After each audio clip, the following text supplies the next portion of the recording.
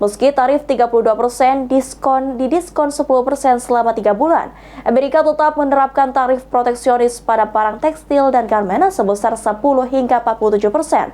Hal tersebut dinilai pengamat akan berdampak pada produk lokal yang menjadi sulit bersaing. Yan. Kearifan lokal yan.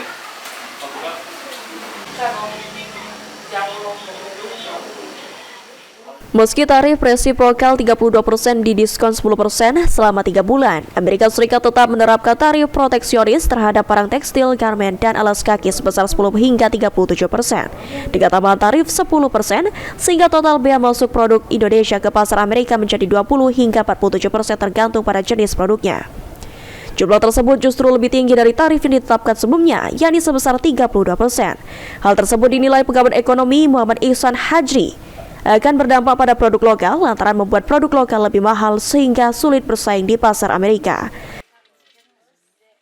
Amerika itu banyak mengekspor tekstil, garmen, sepatu, biar kita tahu, kemudian furniture dan juga udang. Itu ekspor utama kita ke Amerika. Ketika Amerika menerapkan tarif impor dari mereka itu meningkat 10 sampai 37% plus tambahan 10% dalam 90 hari, tentu harga barang yang kita jual yang kita ekspor ke Amerika tentu mengalami peningkatan. Dampaknya adalah daya saing dari produk kita. Sehingga ketika barang sampai ke Amerika harga jauh lebih tinggi.